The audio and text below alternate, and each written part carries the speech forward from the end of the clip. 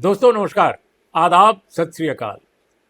Urmilesh official के इस कार्यक्रम में आपका बहुत बहुत स्वागत है। मैं हूं उर्मिलेश। इन दिनों पंजाब में एक फिल्म को लेकर बवंडर मचा हुआ है। वैसे तो ये बवंडर पंजाब से बाहर भी दिखाई दे रहा है, खासकर मीडिया में, सोशल मीडिया में, सियासत में। काफ़ी इस पर लिखा जा रहा है, काफ़ी इस पर बोला जा रहा है। लेकिन दोस्तों, पंजाब में तो ये कहानी केवल मीडिया तक नहीं है, समाज के अंदर भी है। बताया जा रहा है कि जब से इस फिल्म को ओटीटी का एक प्लेटफॉर्म उस पर ये आई, और 3 तारीख को, 3 जुलाई को, और फिल्म जो है जिसका नाम सतलुज है, सतलुज फिल्म 3 जुलाई को उस पर अवतरित हुई और कुछ ही घंटे के बाद वो उसको बाहर किया गया, क्योंकि फिल्म इतने वर्ष पहले बनी। 3 साल का इंतजार, 3 साल से ये फिल्म इंतजार कर रही थी। और इस फिल्म को सेंसर बोर्ड, जिसे पॉपुलर भाषा में कहा जाता है, उसमें 127 कट लगाए थे कि फिल्म में ये गड़बड़ी है, ये गड़बड़ी है, इसको आप हटाइए, तभी हम आपकी फिल्म को इजाजत देंगे। लेकिन जो इसके निर्माता निर्देशक हैं, वो नहीं चाहते थे कि इतने कट लगें। ठीक है, कुछ कट अगर होते तो वो बात समझ में आती, लेकिन इतने ज्यादा कट पर वो बिल्कुल सहमत नहीं थे। और यही कारण है कि film central board of film certification, यानी सेंसर बोर्ड जिसको पॉपुलर भाषा में कहा जाता है, उसमें वो बार बार अपील करते रहे और बाहर भी अपील उन्होंने की, लेकिन कोई इसका कोई फैसला नहीं हो पाया। G5 पर लाखों करोड़ों लोग इसको देखने लगे, बहुत बड़े पैमाने पर इसको देखा गया। और स्वयं जो इस फिल्म के मेन कैरेक्टर हैं, दिलजीत दोसांझ, जो उन्होंने निभाया है इस फिल्म में, दिलजीत दोसांझ जो हैं, वो फिल्म के मुख्य कैरेक्टर को उन्हीं के ऊपर फिल्माया गया है, यानी वो उसके अभिनेता हैं। और जो मुख्य कैरेक्टर है वो कौन है? जसवंत सिंह खाड़ड़ा। जसवंत सिंह खाड़ड़ा एक ह्यूमन राइट्स एक्टिविस्ट पंजाब में हुआ करते थे, मिलिटेंसी के जमाने में। और फिर वो अचानक लंबे समय तक उन्होंने काम किया। जो गुमशुदा लोग थे, जिनके बारे में कहा जाता है कि उनको वो जिस तरह से वहां मिलिटेंसी के दौरान लोग विलुप्त हो रहे थे, गायब हो रहे थे, ऐसा कहा जाता है कि वो फर्जी मुठभेड़ में मारे जा रहे। तो इस बात को एक्सपोज करने के लिए ठोस प्रमाणों के साथ जसवंत सिंह खाड़ड़ा लग गए थे। लंबे समय तक वो लगे रहे और फिर एक दिन वह स्वयं भी विलुप्त हो गए, और उसको लेकर काफी बाबेला मचा। और इस घटना से पहले उन्होंने चंडीगढ़ में प्रेस कॉन्फ्रेंस की थी और बताया था कि उनके पास हजारों ऐसे नाम हैं, लिस्ट है, जिनको गायब किया गया। लेकिन मिलिटेंसी के खिलाफ वो नहीं उन्होंने बोला, मिलिटेंसी पर उनका कोई कमेंट नहीं सामने आया। तो एक सवाल जरूर उन पर उठता है कि क्या वो केवल एक पक्ष को ये बताने जा रहे हैं कि ये फिल्म 3 साल तक लगातार पेंडिंग है और ये सिनेमा हॉलों में नहीं गई, लेकिन ओटीटी प्लेटफॉर्म पे आई और धूम मचा दी। लेकिन धूम ये अपने से नहीं मचाई फिल्म, मुझे लगता है ये धूम मचाए फिल्म, बवंडर मचाए ये फिल्म, इसके लिए भी कोई योजना काम कर रही है पीछे से। वो योजना क्या है मैं नहीं जानता, लेकिन इसको पंजाब के लोग जरूर समझ रहे होंगे, और हो सकता है कि वो बाद में और ज्यादा समझें और पूरे देश को समझाएं भी। दोस्तों, ये फिल्म का नाम पहले घल्लूघारा था, और घल्लूघारा के बाद इस फिल्म का नाम पंजाब 95 हुआ। ये तो यहां तक तो सेंसर बोर्ड इसको देख रहा था, लेकिन जब सतलुज हुआ तो ये ओटीटी प्लेटफॉर्म पे आई और फिर गायब हो गई वहां से भी। तो ये फिल्म जो है, दरअसल 1984 के बाद पंजाब में जो कुछ हुआ और 1994 तक जो चलता रहा, उस पूरे दौर की ये कहानी है। ह्यूमन राइट्स वायलेशन की कहानी है। और ह्यूमन राइट्स वायलेशन की इस कहानी में जो सबसे प्रमुख पक्ष है वो है कि कैसे एक खास कम्युनिटी के लोगों को चुन चुन करके गायब किया गया। और लेकिन मिलिटेंट्स ने कितने लोगों के साथ क्या किया, ये इस फिल्म की कहानी का पार्ट नहीं है। मिलिटेंट्स ने स्वयं सिख कम्युनिटी के लोगों को कैसे बेहाल किया, वे लोग जो उनसे असहमत थे, और उसमें तरक्की पसंद लोग भी थे, उसमें प्रगतिशील लोग भी थे, बहुत अच्छे लोग थे। किनको किनको क्या क्या आई मीन क्या उनके ऊपर गुजरी, उनकी जिंदगी कितनी बेहाल हुई, उन परिवारों का के बीच में क्या हुआ, ये सारी कहानी इस फिल्म का पार्ट नहीं है, जैसा स्क्रिप्ट से पता चला। मैंने फिल्म देखी नहीं है, लेकिन जो स्क्रिप्ट हमें कहीं से मिली कि उसमें क्या क्या, उस पूरी कहानी को एक तरह से किसी ने हमको बताया। फिर हमने कुछ न्यूज़पेपर्स में भी देखा, वेबसाइटों पर भी देखा। और दोस्तों, चूंकि इस कहानी को समझने में मुझे ज़्यादा दिक्कत इसलिए नहीं हुई कि मैं 94 तो नहीं, लेकिन 94 के कुछ ही समय बाद, यानी 95 के मार्च अप्रैल महीने में मैं स्वयं पंजाब में मेरी पोस्टिंग हो गई और मेरा दफ्तर चंडीगढ़ में था। मैं उन दिनों देश के एक बड़े अखबार के हिंदी संस्करण का पंजाब हेड था, पंजाब को मैं कवर करता था। और उसके पहले भी जब मैं उस अखबार में नहीं था, तब भी मैंने पंजाब में मिलिटेंसी के दौरान न्यूज़ रिपोर्टिंग की, अलग अलग मैगजीन, अलग अलग अखबारों के लिए, एक इंडिपेंडेंट पत्रकार के रूप में। तो मुझे बिल्कुल ये समझने में दिक्कत नहीं हुई कि ये फिल्म है क्या। अब आपको मैं बताऊं कि वो दौर ऐसा था कि ये साहस का काम जो जसवंत सिंह खालड़ा ने किया, इसमें कोई दो राय नहीं है कि वो बहुत साहसिक काम था। और उस फिल्म में, इस फिल्म में दिलजीत दोसांझ ने उनके रोल को निभाया है। और फिल्म के जो निर्देशक और कहानीकार, कहानी लिखने वाले लोग हैं हनी त्रेहन और उनकी टीम। अब इस दोनों लोग, ये हनी त्रेहन की टीम और दिलजीत दोसांझ, ये सभी लोग इस प्रयास में हैं कि कैसे इस फिल्म को पर्दे पर दिखाया जाए। लेकिन पर्दे पर दिखाए जाने से पहले आई थिंक ये फिल्म राजनीति के भंवर में फंस गई। बवंडर तो इसने मचाया है, लेकिन वो स्वयं राजनीति के भंवर में फंस गई है। क्योंकि आप जानते हैं कि आजकल फिल्मों का बड़ा जोर है, और चुनाव से ऐन पहले फिल्में कुछ ऐसी आ जाती हैं जो अपने अपने इलाके में, चुनाव वाले स्टेट्स में काफ़ी बवाल मचाती हैं। तो शायद पंजाब में एक नया प्रयोग तो नहीं हो रहा है, कौन जानता है इसके बारे में। अब आपको मैं बता दूं कि ये फिल्म अगर OTT पर दिखाई ही जानी थी नाम बदलकर, तो ये मुझे नहीं समझ में नहीं आता कि ये 2023 में, 2024 में भी दिखाई जा सकती थी, 2025 में भी दिखाई जा सकती थी कुछ दिन के लिए। लेकिन नहीं, ऐसा नहीं हुआ। ये 2026 के मध्य में दिखाई जा रही है, जबकि कुछ ही महीने के बाद अब चुनाव है, और चुनाव से पहले माहौल बनाने में ये फिल्म जाहिर है कुछ पक्षों को फायदा पहुंचा सकती है, तो कुछ पक्षों को घाटा पहुंचा सकती है। तो हो सकता है कि कोई कैलकुलेटेड, कोई बहुत ही योजना बनाकर कुछ ऐसा हो रहा हो, हम नहीं जानते। हो सकता है कि जो फिल्म को OTT प्लेटफॉर्म पर डालने वाले लोग हैं, उनका इसमें बिल्कुल कोई हाथ ना हो, और उनकी कोई बिल्कुल योजना ऐसी ना हो, किसी राजनीतिक परियोजना से उनका कोई जुड़ाव ना हो, ये भी हो सकता है, बिल्कुल मैं मानता हूं। लेकिन जो सामने आई है बात, अब उस पर हम बात करते हैं दोस्तों कि ये फिल्म कर क्या रही है और ये फिल्म कर क्या सकती है पंजाब में। दोस्तों, आपने देखा एक दौर में कि एक फिल्म आई थी, बड़ी मशहूर हुई थी, बंगाल के चुनाव से पहले, बंगाल फाइल। फिर Kerala story I, Kerala story 2 आई। इस तरह की बहुत सारी फिल्में हाल के दिनों में आई हैं। कश्मीर फाइल आई थी एक जमाने में। कश्मीर फाइल जो आई, वो भी काफ़ी, उसने धूम धड़ाका मचाया, काफ़ी वंडर उसको लेकर भी हुआ, काफ़ी चर्चा हुई। लेकिन लोग बताते हैं कि ये उस कोटि की फिल्म नहीं है, ये उस तरह की फिल्म नहीं है, काफ़ी क्रिएटिव है, ऐसा लोग बता रहे हैं। काफ़ी बेहतर ढंग की बातें इसमें हैं। एक पक्षी होने का आरोप लग सकता है इस फिल्म पर, लेकिन जिस पक्ष को लिया गया है उस पक्ष के साथ फिल्म में ऐसा कहा जा रहा है कि बहुत खूबसूरती के साथ उसको पेश किया गया है।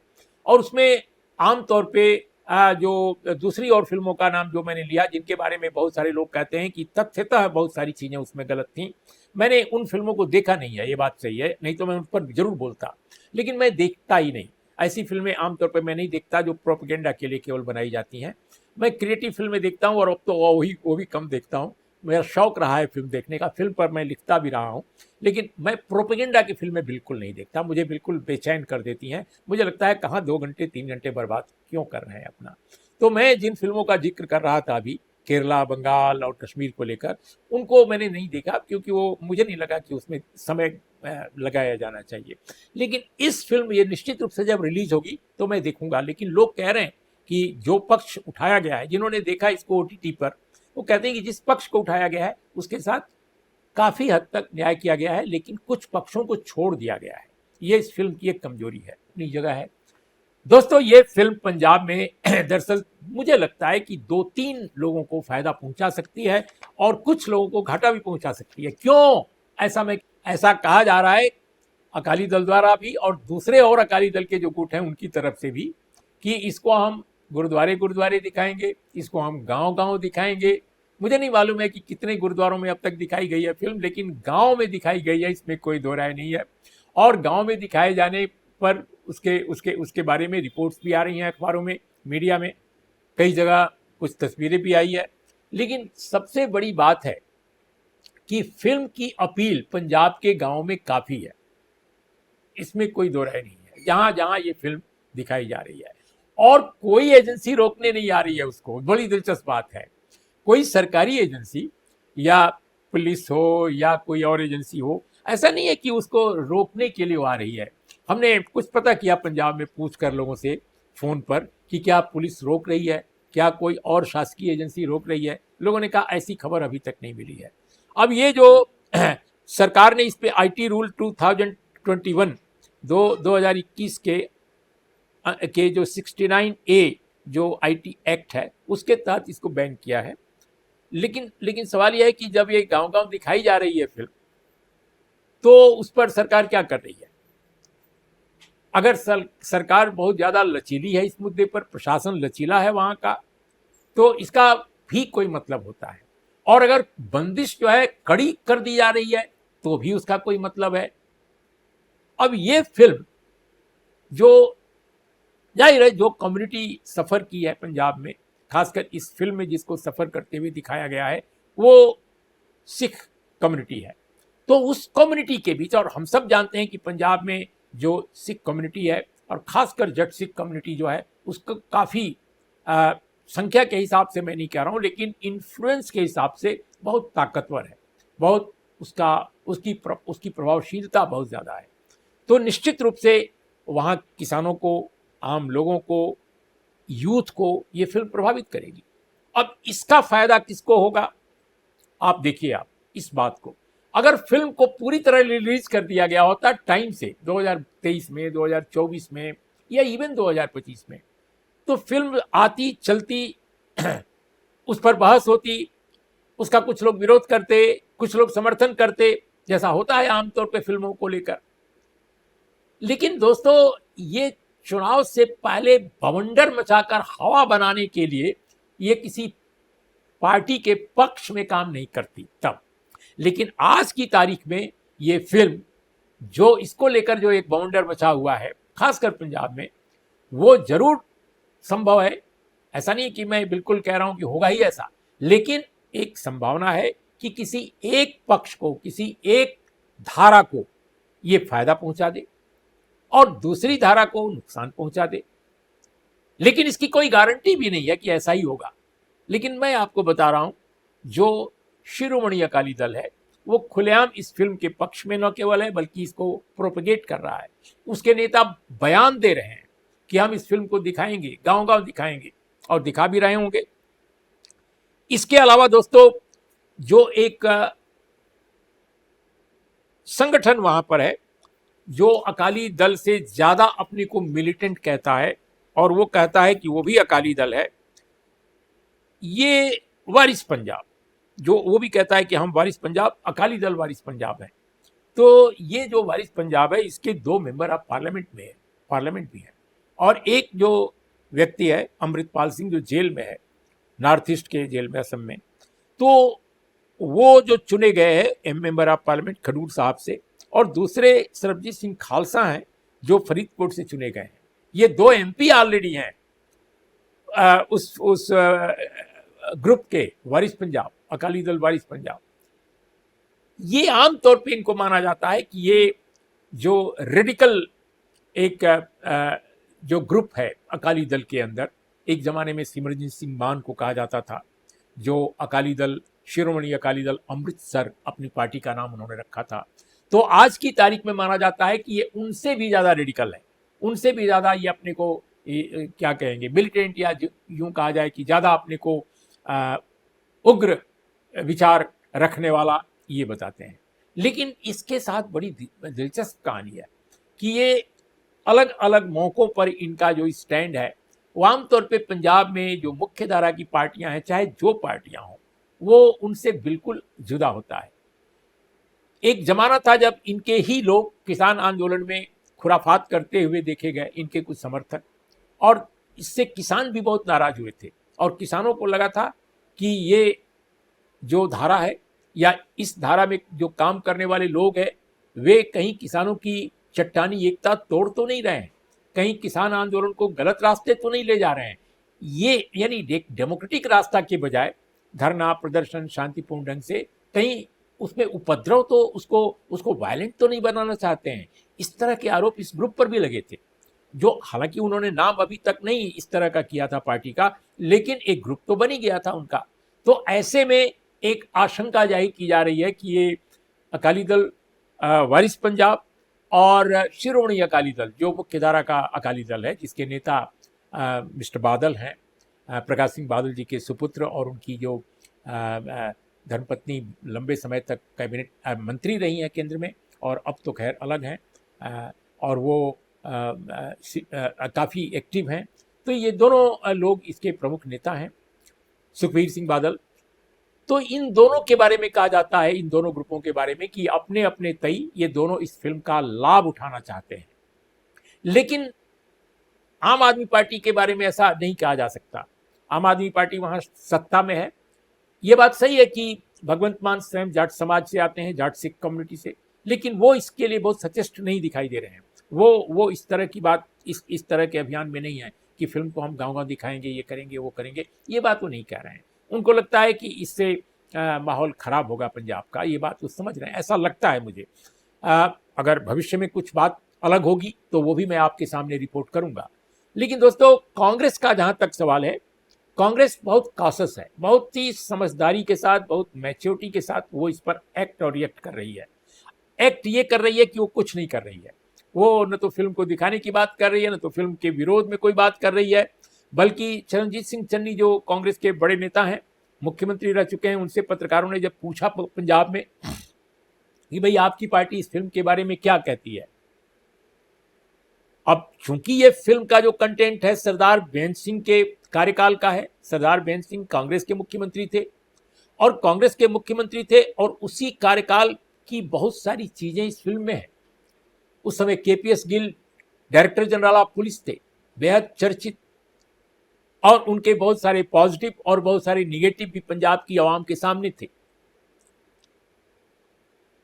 जिन दिनों मैं पंजाब में रिपोर्टिंग कर रहा था एक बड़े हिंदी अखबार के समय, उस समय केपीएस गिल साहब से हमारी भी मुलाकातें थी, और हम सब उस पूरी कहानी को, उस पूरे दौर को अपने ढंग से देखने की कोशिश कर रहे थे।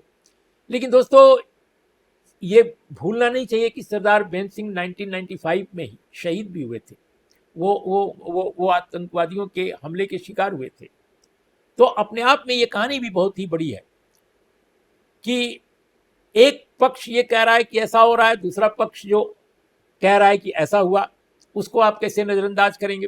तो हमारा ये कहना है कि कांग्रेस के कार्यकाल में चूंकि मिलिटेंसी को फाइट आउट करने का प्रयास किया गया था, ये जरूर था कि कहीं कहीं जो जातियां हुई थी उससे बदनामी भी बहुत हुई थी, इसमें कोई दो राय नहीं है। ह्यूमन राइट्स का वायलेशन हुआ था, इसमें भी कोई दो राय नहीं है, और जबरदस्त हुआ था।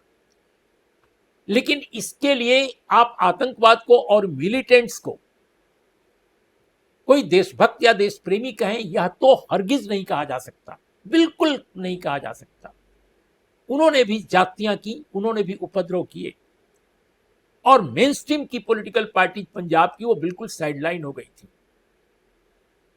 इस पहलू को बिल्कुल नज़रअंदाज नहीं किया जाना चाहिए।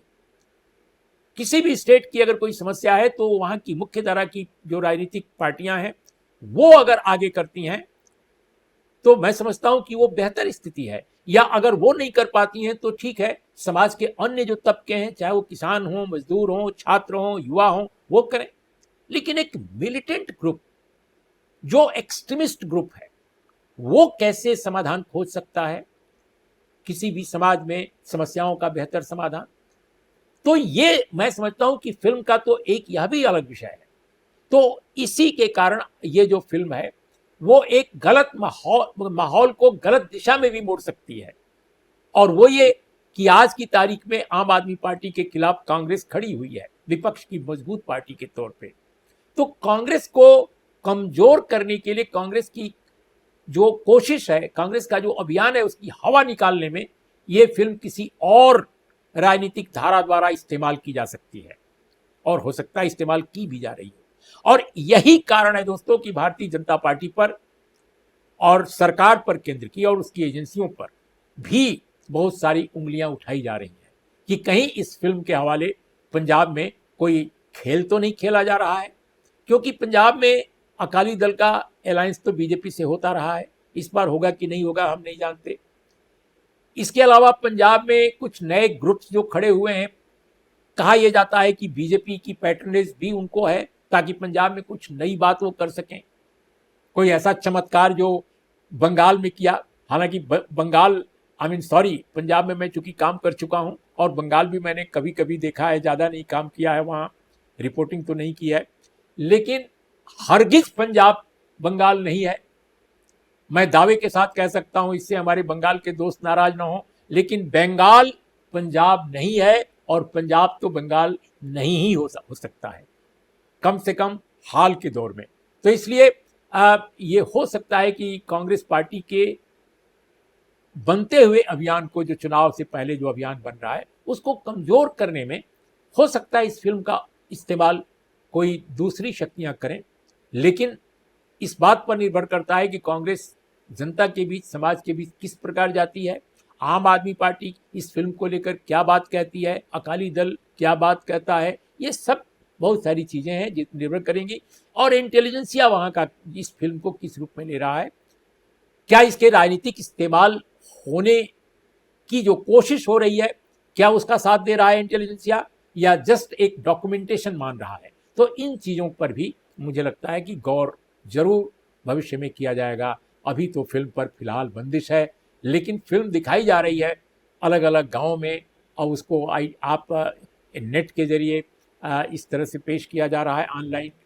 अब उस पर कोई क्यों सवाल जवाब नहीं है, मैं नहीं जानता, वो आपके ऊपर छोड़े जा रहा हूँ। और पंजाब के जो रिपोर्टर्स हैं वो इस पर आगे ज़रूर कोई नई बात पेश करेंगे। तो आज दोस्तों इतना ही। सतलुज फिल्म पर हमारी ये टिप्पणी आपको कैसे लगी ज़रूर बताइएगा। नमस्कार, आदाब, सत श्री अकाल।